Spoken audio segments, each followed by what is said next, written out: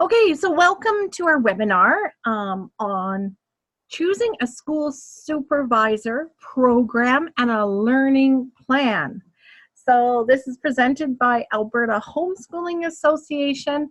We do webinars every month, yay, on different topics. So my name is Judy Arnall. I am a certified Canadian Family Life educator, and I have certified in the brain story as well as the growing brain from 0 to 3. I personally have been homeschooling my kids for 20 years. This is our 20th year. I started in 1999, probably a lot like you, not knowing anything, and everything was so confusing to me. Totally. I totally understand what you're going through. After a year or two, it becomes a lot clearer, and then you really find out things and fine-tune things. So don't worry, everybody starts off in the same boat. It's okay. And so I have 5 kids. 5? Yes, I do. I have 5 kids that range in age from 17 to 28. And my 3 oldest kids have graduated university, and my 4th son is in 2nd year university, and my youngest son, who I'm homeschooling now through grade 12. We have always been, well, not always, we started off with school at home, but we have been unschoolers for most of my kids' education. They did a bit more formal work in self-directed high school for marks and credits when they reached about the age of grade 10.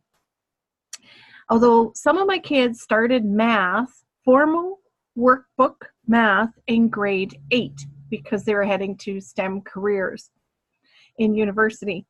So, but for the most part, they didn't study science or English or social studies or those arts or phys ed until about high school, when they started filling out the outcomes for credits. Okay, we have 2 books out. The Happy Homeschooling Handbook is a lot of what I'm going to talk about tonight, and we update that every 2 months. We print off a new edition because things change. We're supposed to get a new Education Act on September 1st. That will be interesting to see what's in there. And I also wrote the book Unschooling to University about my kids' 30 friends and my friends' kids that all got accepted to post-secondaries. And you can find us on Facebook. Oh, back to the book. If you want a copy of that and want to send me an e-transfer for $30, I can ship it direct to you. I pay higher mailing costs, but I don't have to pay Amazon, so and I can sign it for you if you'd like. We're on Facebook under Alberta Homeschooling, and I think parents and teachers are the most underrated careers in that they are very, very good for kids. They try and develop relationships amid, especially teachers, amid all their competing things they have to do, so they are wonderful. This is copyrighted 2019, so if you're seeing a copy of this, please don't share it. Okay, let's start. So these are all the education choices one has in Alberta. All right, so you can go one of 4 routes pretty well. And if you have more than 1 child, there's nothing to say you can't have one in school and one in home education. So first, there's public or Catholic, where 95% of kids in this province attend. It's governed by the School Act, soon to be called the Education Act, and run by boards of trustees. They have to follow the Alberta programs of study outcomes, but they can offer online school or distance ed or teacher directed, anything like that they can offer, but it's school. They get funded $6,679 per child that signs up with them.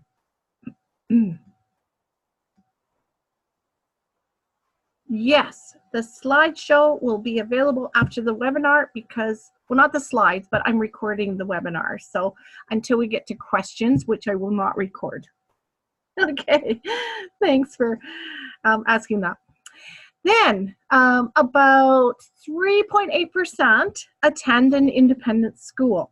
They are governed by the School Act, soon to be Education Act, but also by a board of directors, not trustees. They have to follow the Alberta programs of study. Some of them offer an online version, and they only get funded 60 to 70% of what a public or Catholic student would get funded. Parents and tuition and fundraising makes up the difference. Then there are charter schools. They follow the School Act, but they answer direct to the minister, not through trustees or board of directors. They have to teach the Alberta programs of study as well, and they can offer an online version, and they get full funding too. And here in this little tiny corner here is home education. This is different from the other three options, which are school. Home education follows the home education regulations. Even though it's embedded in the School Act, a lot of what's the School Act does not apply to us because we are a program that is different. Now, you do not have to teach the Alberta programs of study. You can teach the schedule of learning outcomes for students who do not follow the Alberta programs of study.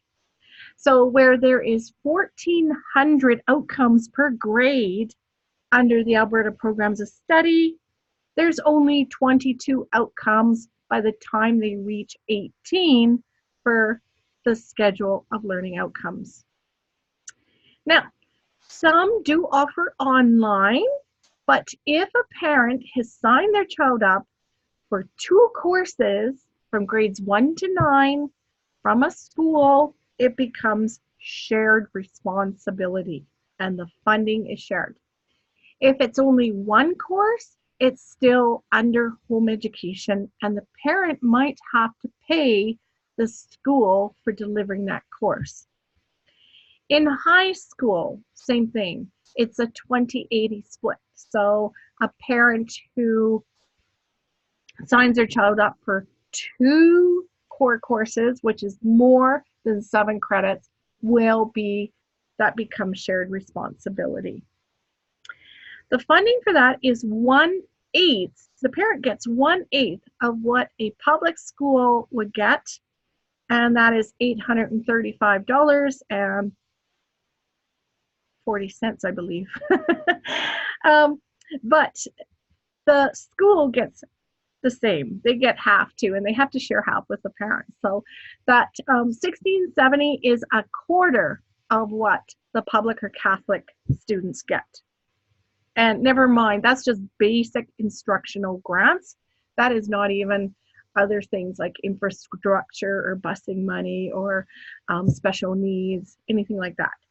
So this is the only category here, home education, that the parent controls, the parent can teach, the parent can assess, and the parent can get funding. All the rest of the quadrants are school. The school controls, the school teaches, the school gets funding to teach. Right. Okay, I hope we're clear. So step 1 is if your child's in school right now, it might be nice to let them know that they're not coming back because they have to plan for teachers and numbers. So if you don't notify your school, they will find out when your supervising home education authority asks for your student's cumulative file. So they will eventually understand your child's not coming back to school. Now, every school has the ability to supervise a home education program. You're just changing programs from a school registered student to a home education program. You can stay with the same school authority and file a notification to home educate. The problem with that, though, is that a lot of school authorities have no idea how home education works. We know because we get calls from school authorities a lot of the time saying, what do I do? So you might want to stay with the, there's a selection in the files section on Facebook and on our website at albertahomeschooling.ca of willing non-resident boards. Okay. Now, if it's early in the year, you still can register with another school authority before September 30th. This is what the notification looks like. Now, it's not an application.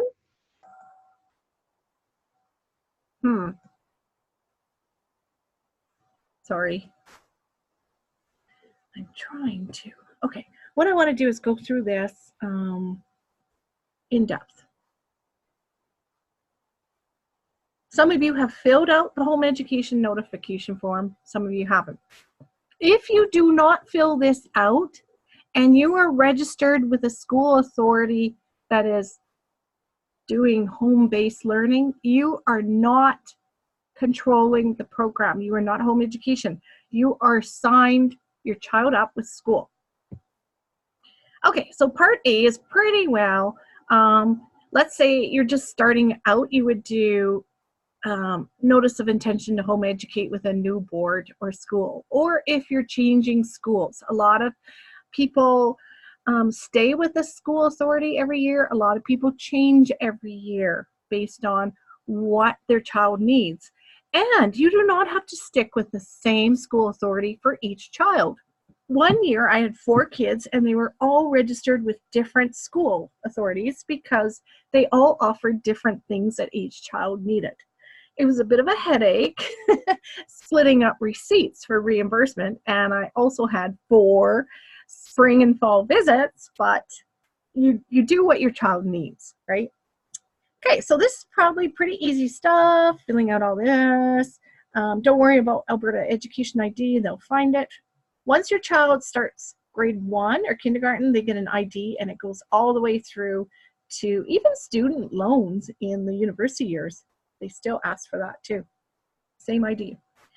Okay, and telephone, more. The address where the education program is to be conducted. So in my case, where I am actually homeschooling another child that doesn't live with me, I have to fill this out. Estimated grade level, you can put that down. Name of the resident school board. So if you're in Calgary, your resident school board is Calgary Board of Education. If you're in Edmonton, it's Edmonton Public. If you're in Peace River, it's Peace River. And your previous school year program associate. And do you need help preparing the home education program plan? If you check yes, somebody will contact you soon, probably in September, to help you out with that, because most school authorities want the notification form and the education program plan by September 30th, so they can approve it. It's legal documents, and although you can keep changing the learning plan, absolutely, as you want to buy things, definitely can keep changing that. Okay, you may want to declare that your child's an Aboriginal person. You may want to declare that they have the right to be educated in French first language.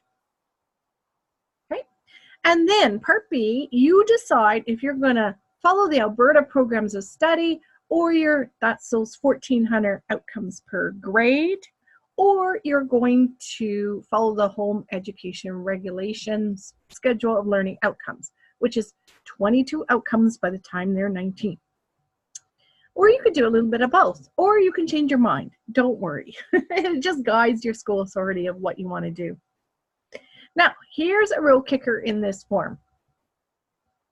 Parents who provide home education programs acknowledge that there are implications when they choose to use programs different from the Alberta programs of study.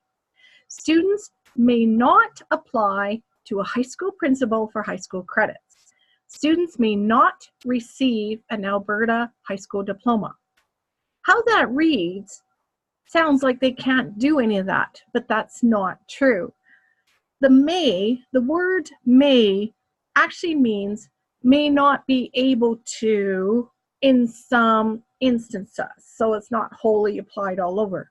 but it doesn't mean they can't do it. They absolutely can apply to a high school principal, and they absolutely can receive a diploma on home education programs under Section 6 of the Home Education Regulation. They really need to rewrite this form. Okay, it also says any student in a home education program may write a high school diploma examination. Okay, so that's what unschoolers do. They unschool from grades 1 to 11, and then their child takes a grade 12 course, meets the outcomes, gets super good marks, writes the diploma exam. Now, diploma exams are only for grade 12 courses. They're not for grade 1s to 11 courses. So, so a lot of unschoolers just do grade 12 and on their way, pass those exams. Okay, and then part C is when you send this with your learning plan to your school authority and they either accept it or not accept it or need some more stuff. Okay, so then they mail back to you either a letter of acceptance or a copy of this too. Now, here's the part that says you have to file a learning plan. Okay, in part number 1, you say describe the program plan, the instructional methods to be used, and this is where we unschoolers say our instructional method will be self-directed education. Then you want to outline activities planned for the program, what you may have planned for this year. Don't worry, it's a work in progress. If you don't get to it, don't worry about it. And how they'll achieve the learning outcomes in the schedule. And we want to put down our resource materials. So if we want to buy something, it has to be in your learning plan. So come Christmas, let's say you want a few games, you want some educational videos, you want to put it in your program plan and email it to your school authority. And then they have it and they can say, yep, go ahead and buy. The other thing here is describe the associate board facilities and services that the parent wishes to use. So if you want your child to attend phys ed in your nearby public school, you can ask for that. Doesn't mean that they're going to get in. That depends on that principal. But if you would like to borrow a textbook maybe from your supervising school authority, put it down that you want to do that, and that helps them plan too. Okay, that is what the learning plan looks like. Anybody have any questions on that before we move forward?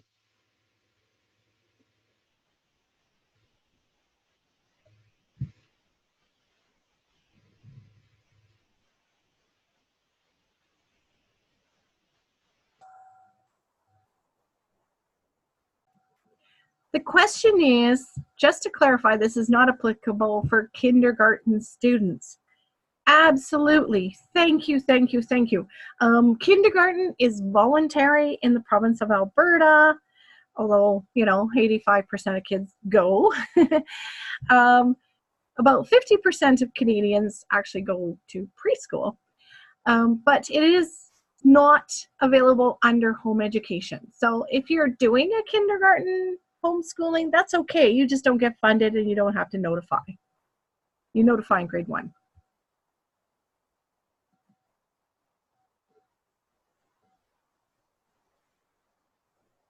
Okay. All right, moving on here. Oh, what is the age cutoff for grade 1?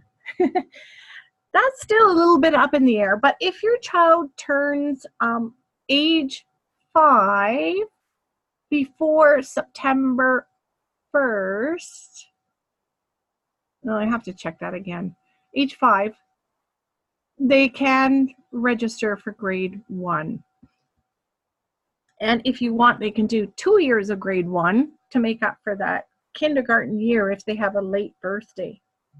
Okay, now that's going to change maybe September 1st when the Education Act gets released.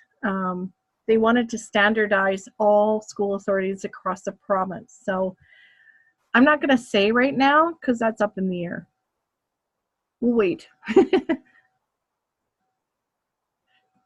Okay, how come this is not, oh, I know why it's not moving forward. It's not my PowerPoint. So that's the notification. Notice it's not an application because you're not asking permission to home educate. You are telling them you are choosing this. Now, the next question is, who do you pick as a supervising school authority?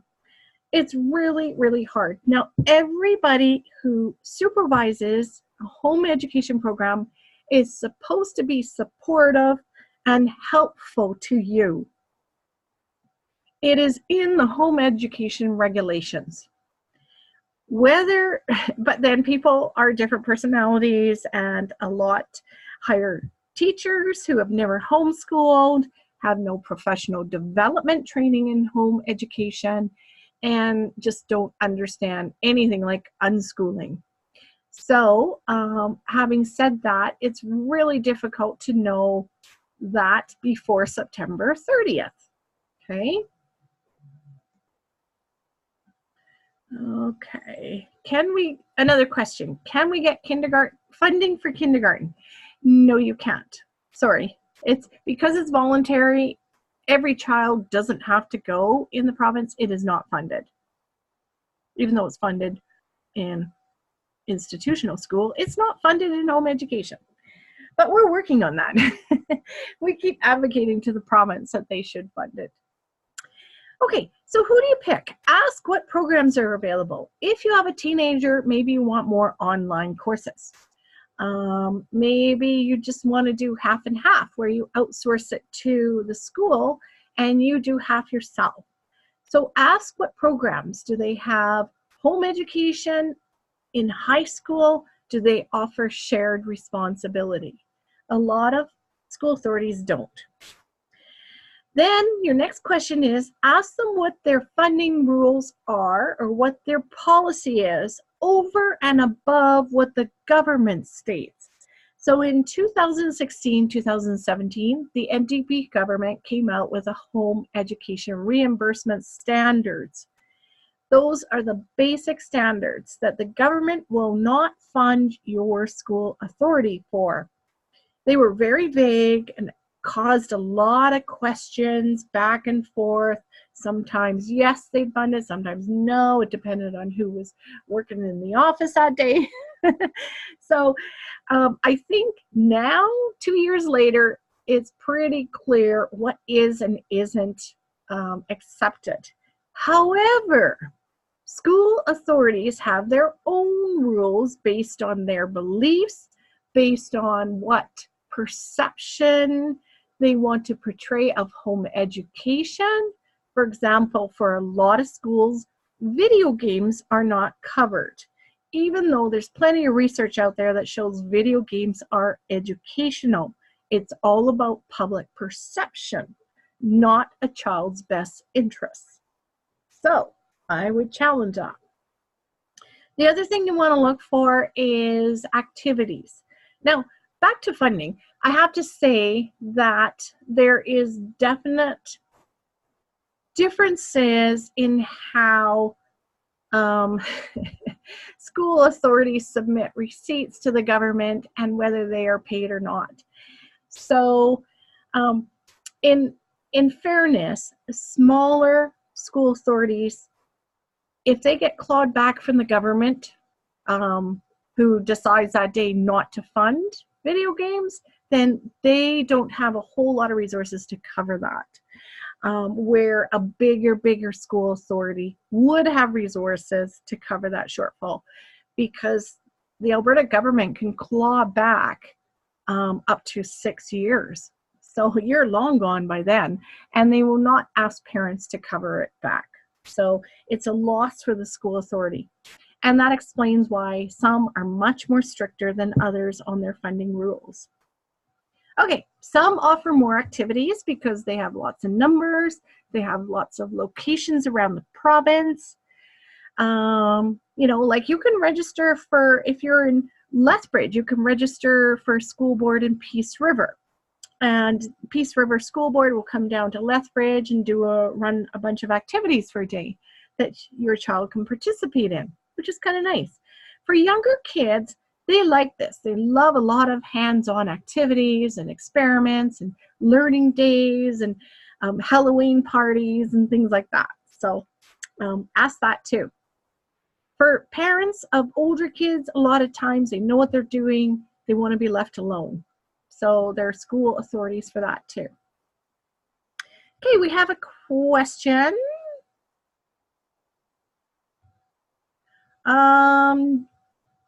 Okay, Jennifer, maybe we can talk later.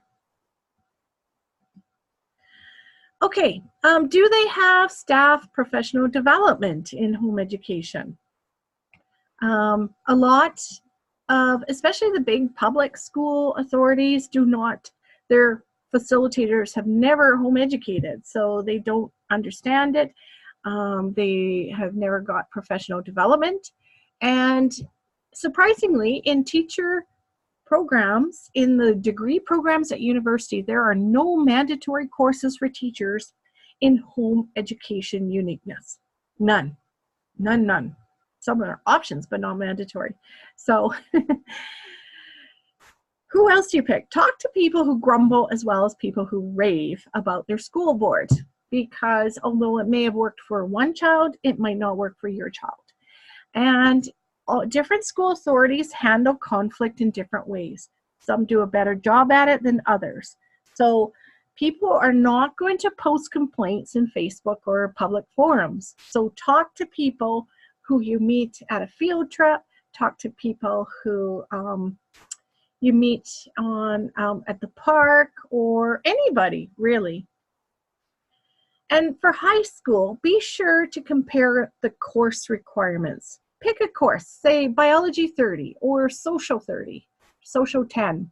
Ask them what a social 10 course requirements look like and compare it with another school authority's course requirements, because they are widely different too. Some are much more work involved and some are not. So those are guidelines on who to pick. I'm not going to say one board is better than the other. It all depends on how that school board fits with your particular child. If you have a child who hates writing and loves to be a kinesthetic learner, and you go with a school board who says they're a paper and pencil school board, that might not be a good fit for that child. Even though under home education, you have the absolute right to teach your child how you want, using whatever resources you want, in whatever methodology you want, okay? It's just a matter of how much you want to fight it. Okay, in step 2, so you have to choose a school authority by September 30th. Save all your receipts now. Usually about April of the year, you can start saving receipts and submit them after payout on October 1st. So they need to know your child's registered before they will release you your funding. It's only for a year, so if you decide to put your child back in the system, they'll go right by age to grade, which means if your child is 7, they'll go right into grade 2. Doesn't matter if they miss grade 1. And there's no funding for homeschool kindergarten. Okay. So there are large school authorities that register home education, and there are smaller independent school authorities that register home education. Like I said, the larger public boards run more activities. They may be less pickier with receipts, but you give up that skilled, knowledgeable facilitator who may have homeschooled their own kids. The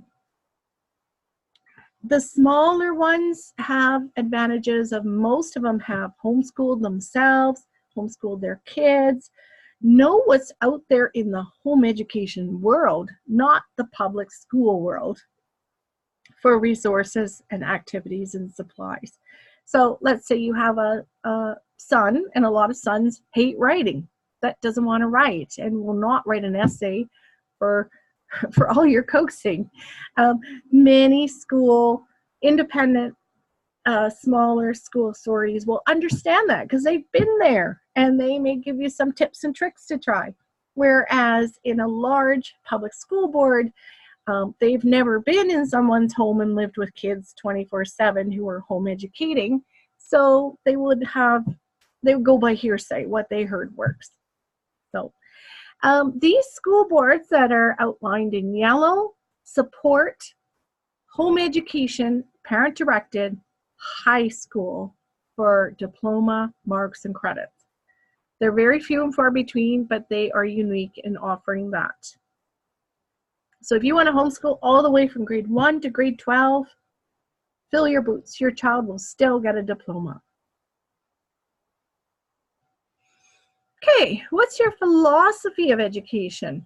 I love this Cone of Learning by Edgar Dale, but it kind of tells you what to expect. The more kids do the real thing, the more they learn, and it sinks in years, months later. These are things they do in a school. Read, hear words, look at pictures, watch a movie, maybe go on a field trip, maybe not, but mostly a lot of it is not embedded in their learning. This is a map that shows the development of a child's executive function. That is the prefrontal cortex, and it involves 4 domains: working memory, focus, self-control, and flexibility. And if you look at a child who plays chess, a 3-year-old can't play chess. No, not at all, because they don't have very well developed executive function skills. As you can see, from 0 to 3, you're just keeping them protected from themselves. Can a 7-year-old play chess? Yes, they can. So from 3 until age 6, that child is taking a huge leap in executive function and self-control. And this is why mandatory school does not start before age 6. Because kids don't have that ability to sit in circle time, not poke the little kid next to them with their pencil, or run around and lose control, okay? They get it here, and here from 13 to 25, there's a big uptake in self-control. And this kind of corresponds with anecdotal evidence of parents. By about age 16, 17, among unschoolers, kids get very well prepared to settle down and do some high school or grade 12 work in order to get the credentials they need to go on to post-secondary. And you can see by age 25 to 50, that's supposed to be your prime brain years. This is from the Brain Core Story Certification course, but we never really lose it. So just keep this in mind in terms of executive function. So people do everything, and no one can say one philosophy is better than the other. Some people follow a classical Socrates approach, which wisdom offers. Some people do the Alberta Program of Studies for all subjects. It's basically school, and they repeat it at home. Some people follow the Alberta Program of Studies, grade for grade, for math and English, and then they let the rest be interest-led. Some people do unit studies or project-based learning. Some follow Waldorf or Montessori. Some unschool, which is totally interest-led, and some just roam school. It depends year by year and subject by subject, and even child by child. So unschooling, we did this. We played between ages 6 to 17. Lots of play. And then we took a more self-directed high school approach where the kids did high school their way under home education regulations. And they did sometimes they did grade 12 courses, but they wrote the diploma exams. The keys are really good for studying course by course or for the grade 12 diploma exams. And yeah, and they were well fit. They scored an average of 78% on 21 diploma exams, which beat the provincial average of 65%. So homeschooling works. It absolutely works. And it's not even so much the curriculum. As you can see, if unschoolers can get those kind of marks in diploma exams, it's not about what they learn. It's about the relationship they develop with you and their family and siblings. That is the key to success. Okay, I'm just going to cover this briefly under this step. You got to choose one of 3 programs. So let's say you've notified your board, you've decided you're going to go either home education, or you're going to go to school, or you're going to do half and half. Now, I said before, school or homeschooling is not so matter where it takes place, it's a matter of who controls it. Okay? Is it controlled by the parent? Or is it controlled by the school? Or is it controlled by half and half? And by control, I mean who chooses resources, who plans, who delivers the method, who assesses, and who plans for next year. Okay? That is either parent does it or the school does it. I cannot say that enough. So let's say 100% parent controlled. That is called traditional home education. The parent is responsible for it all, but you can outsource. I mean, I outsourced when I was parent directed a lot to Khan Academy. My kids did not get through math or sciences without Khan Academy. You can follow the 1400 outcomes per grade, or you can follow the 22 schedule of learning outcomes by 19. It's up to you. You can choose your methods, including unschooling. You can choose your assessment, which means you don't have to give any tests. You don't have to give any marks. You can just say you've observed certain things. But keep in mind, every student, if they want marks and credits in grade 12, they have to write the diploma exams in this province, whether they're home educated or school. And the diploma exams only cover the grade 12 course. It doesn't cover the grade 1s to 11 courses, just the grade 12. So kids can just scooch in there at the finish line, study grade 12 material, write the exams, and be on their way. Okay, we have another question. What is Khan Academy? Okay, it's spelled KAHN academy.org. And it's a wonderful organization that does math and science videos online for free. So kids can watch them over and over and over and over. And that's how a lot of high school kids teach themselves math and science, through a textbook and through Khan Academy. Okay, there is $835 funding per child. You have to submit receipts. They have to be for the child, not gas money, not travel plane tickets. Can't be for parents or supervisors. It has to be for the child's education. But it can include video games. If it's in your program plan rules. Absolutely rules. If that's what you want to do that year, nobody can quibble about it. You are the parent, you're in control, you're in charge. Okay, and you follow the home ed regulations. Now, the other thing is 100% school controlled.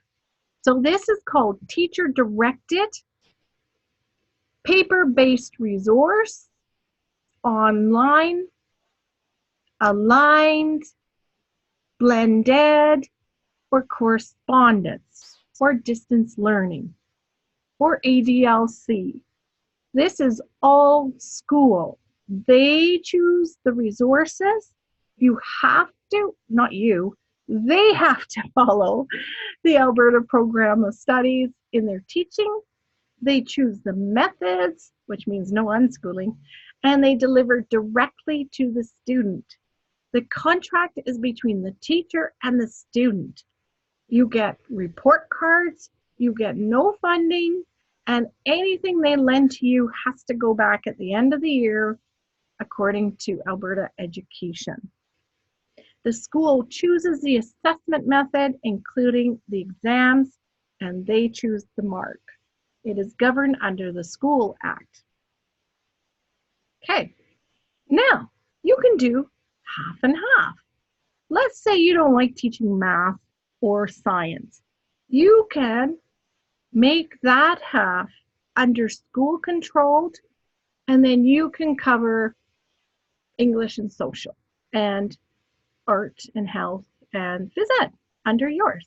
So you would be halfway on a home education program and get $411 in funding, and your child could be half on a school program and they get about $3,000 to teach those subjects, or whatever that split is. It can be 80-20 for high school. So, so your child would be following the home ed regulations on your half and the school act on their half. Okay, so it's very keen division between what you control and what the school controls.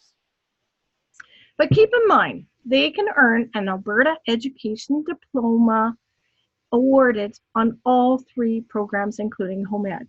Here's my daughter getting her diploma and a graduation of 3. It was very cute. They all got to make a speech. So back to the home education outcomes. If you don't want to teach 1,400 outcomes per grade, actually someone asked me in a library seminar the other night, why is there 1,400 outcomes per grade? And here's why. In elementary, you'd be teaching English, math, social, science, health, phys ed, art, and music. 8 subjects. So in each of those subjects, one of those outcomes might be, can they problem solve? Another outcome might be, can they work with a group?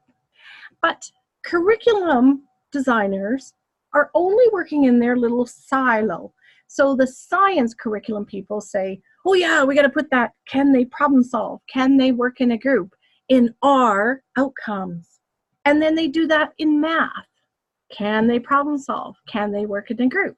And then they do it in English. Can they problem solve? Can they work in a group? So if your child can problem solve and use critical thinking, which they can do in a video game, you can check off all those boxes, right? I mean, problem solving is problem solving no matter what subject it is. So a lot of replication, a lot of repeating in those outcomes. Now, if you don't want to do the 1,400 outcomes per grade, you can do these. This is a schedule of learning outcomes for students receiving home education programs that do not follow the Alberta Programs of Study, or also what we call SOLO. They have to meet these outcomes from A to, where's the other one, T, by the time they're 19 years old. So you can plunk them in front of a TV for 12 years and they will meet all these outcomes. Same as if they play Minecraft, they can meet all those outcomes. We took a bunch of games like Settlers of Catan, Minecraft, Lego, and you can check off all these outcomes. Here they are more, the A to T. But really, they are super easy to follow and they allow you to unschool. So, for example, when we unschool, we fill out the learning plan. We don't know what we're going to do yet. You know, we may have a trip to Washington in February that we don't know about while we file this plan in September. Doesn't matter. This is a work in progress. If you have something new you want to reimburse, you can file another learning plan with changes. Just email it to your facilitator. So things like this, know how to work independently and as part of a team. Well, your child's going to do that year after year after year. So you can just say family board games year after year after year if you're unschooling. It's super easy. Read for information, understanding, and enjoyment. You know your child's going to read. Again, you can do that. Just put down library books there and they will read them. You don't have to put titles. So it's pretty easy to fill this out. This goes with your notification form by September 30th. Okay, this is the learning plan and the notification form. Okay, so if you're not filling out a notification form, your child will not be registered in code 600, 610, 611, or 612. They will be registered as school, Okay, so that is the coding. Your child gets coded in PASI, which is provincial, no, provincial, anyways, I don't know, I forget what it is, but anyways, your child is coded and therefore funded based on that, and also assessed. The marks go in based on that. So if your child is coded 600 home education, they don't expect any marks. If your child is coded 620 online, PASI is expecting marks. Okay, now Alberta, for all school, public, charter, Catholic, is outcome based. So it doesn't tell you how to cover a subject, what resources you should use. Even teachers in school do not have to pick certain resources anymore. So all you have to do is check off targets. So does your child know how to identify colors in a variety of objects? Yes, they were sorting Lego the other day in the blue pile and the yellow pile. Boom, check it off, done. Even if you don't present things and your child's doing them, you can check them off, okay? Now it's grade-based from grade 1 to 9 and course-based from grades 10 to 11. And this is the solo again. Okay, number 4, create a learning plan. I talked about that. How much time does home education take? Well, you'd be surprised. Actually, when people see this, they go, really? That's so easy. Why does it take so little time? And what am I going to do to entertain those kids all day? But keep in mind that kids who are used to taking ownership of their time and not used to being spoon-fed in a classroom, they will leave you alone and find their own entertainment and play. So if you're doing elementary, it takes about 10 to 30 minutes a day, unless you have a child who doesn't want to do that worksheet and they're spending 3 hours sitting at the table whining. Then you might just want to let that go and do something more fun. Remember, it's all about relationship, not about curriculum. They will learn fractions eventually. Junior high, maybe an hour a day if you're following some programs. And grade 12, it takes about 2 to 3 hours per day to do 2 core courses and 2 option or CTS courses. And that's it. And there's no homework, and they have a lot of time to read, to sleep, to have a part-time job, to volunteer, to go on field trips, whatever they want to do.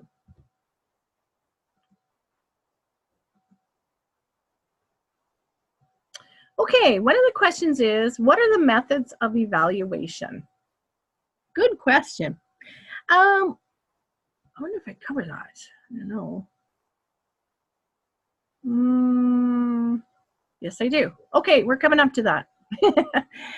Okay, anyways, I want to share the anecdote of the dinner party.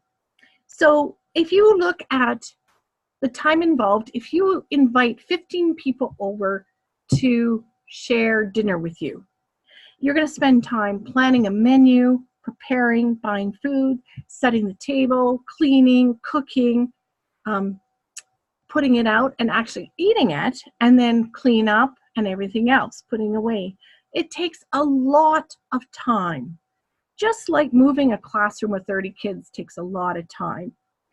Compared to if you and your child eat a sandwich over the sink, how much time does that take? You're still accomplishing the same thing of getting everyone fed, but with just you and your child, it's super fast, right? So just compare that. That is why it takes so little time.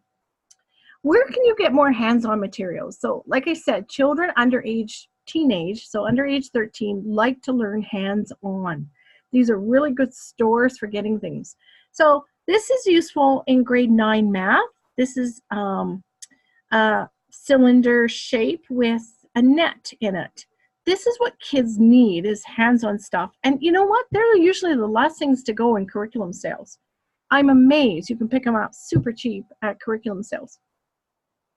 What about socialization? Well, there's lots of places to socialize. And you know what? They are more diverse places than kids would get in a school. In the community is much more diverse. Yeah.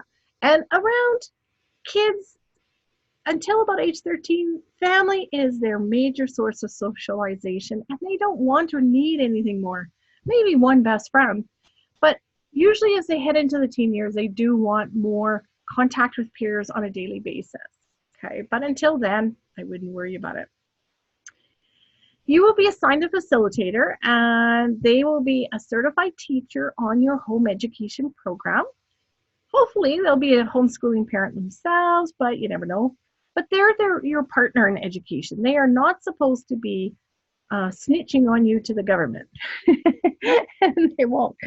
They're your partner and support role. What help can they provide you? So it's really important to get a facilitator you relate to and you like. If you don't like your facilitator assigned, or they're too schooly for your unschooling plans, phone your school and say, I need a change. We're not a good fit. And keep changing until they run out of facilitators. Okay? Sometimes I got the principals as my facilitator. Okay, you get 2 visits a year. So the regulations in Alberta is you have to submit notification and learning plan. You have to have 2 visits from your facilitator. And I think that's it. So fall visit is when they go over the learning plan and just help you iron out anything you want to find or questions, or maybe they'll even help you do the learning plan. The spring visit, that's when they look at assessment. So under traditional home education, I said parent assesses. So photos is a really good way to share what your child's learned. And you're taking photos anyways. So I used to rush, at the end of May, I used to rush all the time to get my photos all printed out and put in albums. And now I just run through my phone with my facilitator. It's just too much work. Any certificates, if they take a building class at Home Depot, save the certificate. Any writing samples, if they write a letter to Santa, save that. They only need to submit 1 writing sample per year. Projects, have your child explain their projects to your facilitator. They love that, love it. And it's a social visit. It's usually between your child and facilitator. There's no marks. You don't have to give any marks. All you do is say, yep, they did very well this year. They learned about Washington. We went to Washington, so they learned about Lincoln. Now, on anything other than home education, the school provides assessment. They may give exams. They may encourage you to take your child to take the provincial achievement test, but they don't have to, and the school gives the mark. What I found helpful was I had these little, I didn't want to put a lot of time into recording and documentation, because as a parent, you don't get funding for administration work. So the school authority should keep your administration work to a minimum, absolute minimum, which is why if you show them photos on your phone, that's okay. I used to do this because I was going to write my unschooling book. So I wrote I just divided it into subjects, and once a month I would sit down and just jot down what my kids learned as per their grades or ages. And it really helped me to keep track, because at the end of the year, I sat with my facilitator and she said, well, what did your child do this year in math? And I'm like, oh, I can't remember. What did we do? What did your child do in social? I can't remember. What did we do? So it kind of helped me to jot down, hey, we went on this WestJet field trip, or hey, the kids went to the science center in Vancouver and learned about, and they went to the aquarium and learned about killer whales, or things like that. So it really helps, absolutely helps. My kids didn't even know what grade they were until high school. I didn't tell them. I didn't compare them to anybody else through testing. They just learned at their own pace through whatever they wanted to learn. And that to me is true education.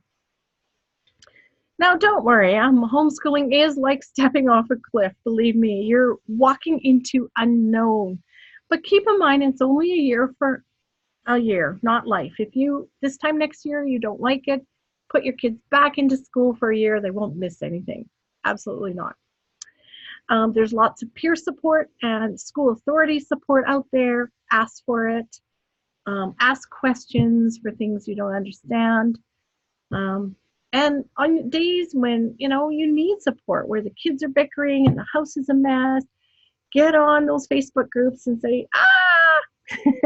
And you're going to have a lot of good days too, and close relationships. And remember, you can't stop kids from learning. You can't force them to learn, and you can't stop them from learning. And those of us who homeschooled through high school without even thinking we ever would, learn pretty quickly. By the time they're 13, their learning takes off on their own. My math ends in grade 7, but my kids learn so much on their own through their own self-exploration. And also keep in mind, everybody in Alberta homeschools until age 6. They're all veteran home educators. They give their toddlers and their preschoolers things, resources, and they teach and they read to them. They're home educators. Why stop when they're 6? There's lots of benefits. Here's my daughter speaking at her graduation. Here she was at 12 speaking at the CBE Learn Christmas pageant. So they get confidence and self-esteem. When they're teenagers, they get a lot of sleep. And boy, that is so nice. When teenagers get sleep, they catch on faster, their brains grow, they're not cranky. It's wonderful. You have a lot more relaxed family time because a lot more and more places are catering to homeschoolers during the day, and they offer things during the day so we can stay home at night, yay, other than do webinars. They have a lot of time for their interests, so a lot of kids find out what they want to do earlier in life. Close siblings, yes, there are days, you know, they're fighting a lot, but generally they're close. My 3 oldest kids were in universities across Canada at the same time, and they keep connected. They would circulate each other's essays for feedback. They would ask for help. They were close. And even now, my oldest and my youngest are 11 years apart in different cities, and they game together and chat. So they are close. It's wonderful. Families of focus rather than peers. Not to mean that they don't have peers and friends, but the friends are the friends they choose. They're not thrown together with peers because they have to survive together in an institution. They learn to develop good work habits.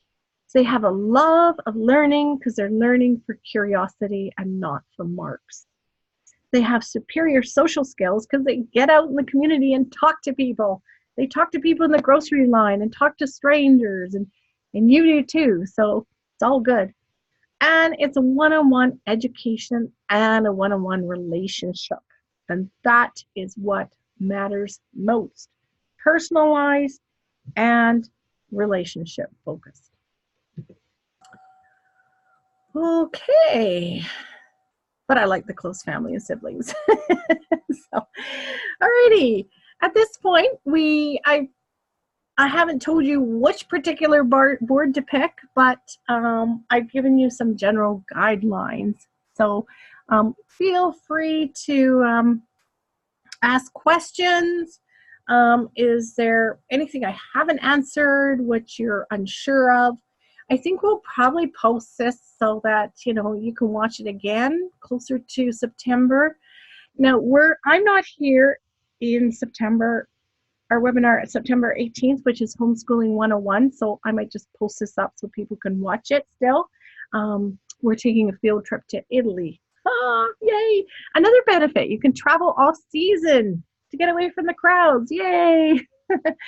So anybody have any questions at this point in time? I will turn off the recording so you can ask private. Okay, thanks for joining us from Alberta Homeschooling.